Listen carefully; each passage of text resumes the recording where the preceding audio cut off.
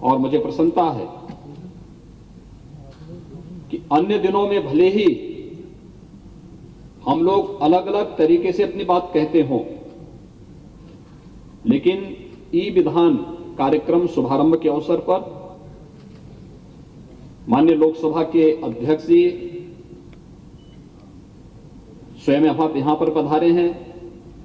और नेता प्रतिपक्ष अखिलेश यादव जी भी इस कार्यक्रम में यहां पर उपस्थित होकर के इस अभियान के शुभारंभ के अवसर पर अपनी शुभेच्छा भी दिए हैं और इस कार्यक्रम को आगे बढ़ाने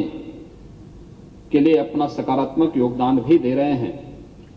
मैं इसके लिए उन्हें हृदय से धन्यवाद दूंगा। वे यहां पर आए हैं और उन्होंने इस कार्यक्रम की सराहना की है। विश्वास व्यक्त करते हैं कि विधानसभा की कार्रवाई को इस सकारात्मक भाव के साथ आगे बढ़ाने के लिए और इस तकनीक का अधिकाधिक उपयोग करते हुए हम उत्तर प्रदेश की 25 करोड़ जनता के हितों के संवर्धन के लिए सभी लोग मिलकर के कार्य कर पाएंगे, क्योंकि विपक्ष के द्वारा उठाए जाने वाले प्रश्न आलोचनात्मक जरूर होते हैं, लेकिन बहुत बार उन आलोचनात्मक और अगर वह तथ्यपरक आलोचना है तो अब बहुत सारे कार्यों को भी सजगता के साथ और सुलभता के साथ आम जनमानस तक पहुंचाने में मदद करते हैं। और इस दिशा से सत्ता पक्ष और विपक्ष मिलकर के अगर 25 करोड़ जनता के हितों के लिए कार्य करने के लिए प्रतिबद्ध हों तो बहुत सारी समस्याओं का समाधान स्वतःस्फूर्त भाव के साथ होता हुआ दिखाई देता है। और इसलिए मैं धन्यवाद दूंगा उन्हें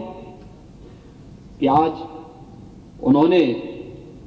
इस मंच के साथ शेयर करके अपने आप को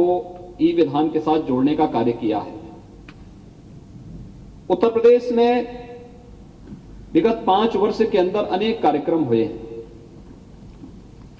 हमने 2 वर्ष पहले ही पेपरलेस बजट भी इसी माननीय सदन में हमारी सरकार ने प्रस्तुत किया था और उस समय भी मैंने माननीय सदस्यों के मन की इस पीड़ा को देखा था कि वास्तव में हम लोग क्या वन नेशन वन एप्लीकेशन के आदरणीय प्रधानमंत्री जी के उस विजन के अनुरूप इस कार्यक्रम को आगे बढ़ा पाएंगे। और मैं धन्यवाद दूंगा कि आज वह सपना साकार हुआ है जब नेशनल ई विधान एप्लीकेशन के साथ ही हमारी पूरी की पूरी ये विधानसभा ई विधान के रूप में बदल करके माननीय सदस्यों के कार्य को और भी सहज और सरल बना दी है। अब आपको बहुत मोटा बैग लेकर के आने की आवश्यकता नहीं पड़ेगी। बहुत बार होता था कि माननीय सदस्य जब सदन में आते थे तो अपने एक सहायक को साथ में लेकर के चलते थे और बहुत बार तो इस बात को लेकर के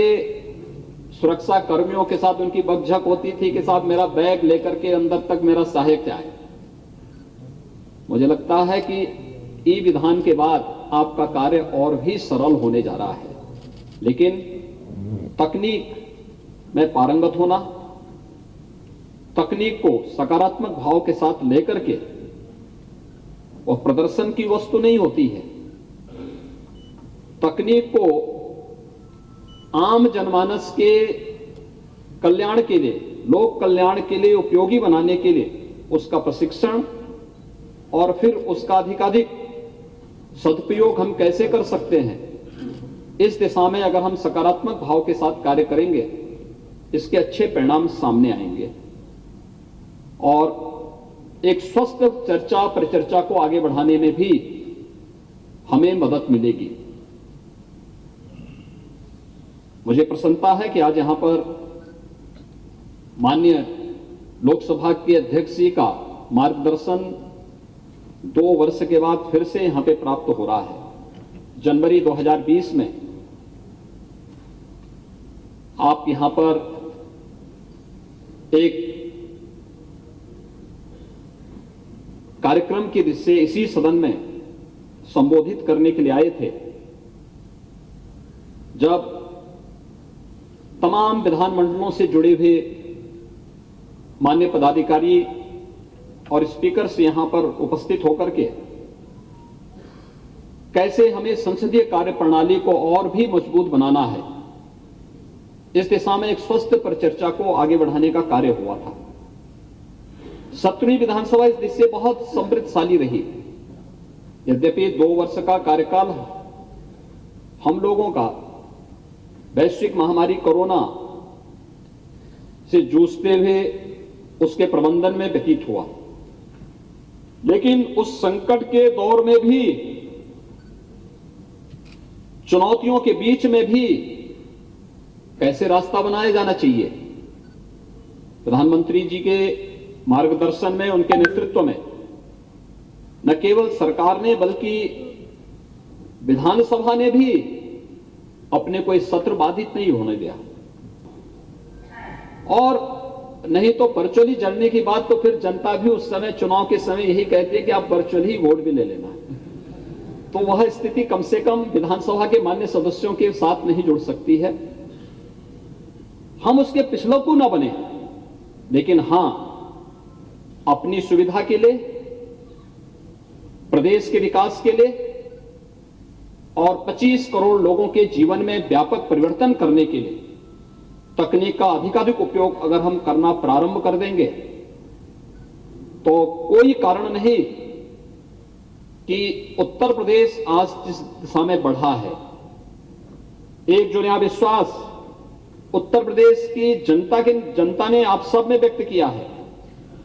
उत्तर प्रदेश में जो संभावनाएं हैं और पूरा देश और देश का नेतृत्व उत्तर प्रदेश के अंदर जिन संभावनाओं को देख रहा है, इन संभावनाओं को सभी लोग मिलकर के अच्छे ढंग से आगे बढ़ा करके आदरणीय प्रधानमंत्री जी की मंशा के अनुरूप हम देश की अर्थव्यवस्था में उत्तर प्रदेश की भूमिका को पूरी मजबूती के साथ और सही परिप्रेक्ष्य में लाने में सफल होंगे। प्रशिक्षण के इस कार्यक्रम की अवधि के दौरान आप माननीय सदस्यगण अवश्य इसका प्रशिक्षण लें, सभी माननीय मंत्रीगण भी इसका प्रशिक्षण लें और प्रशिक्षण के साथ जुड़ करके ई विधान का लाभ लें और फिर इसका उपयोग प्रदेश के विकास और प्रदेश की 25 करोड़ जनता के हितों के संवर्धन में हम लोग अवश्य करें। इस विश्वास के साथ मैं माननीय अध्यक्ष लोकसभा जी का यहां पर उनका हृदय से स्वागत करता हूं, अभिनंदन करता हूं। आप सबके इस प्रशिक्षण कार्यक्रम के प्रति और ई विधान के प्रति मैं माननीय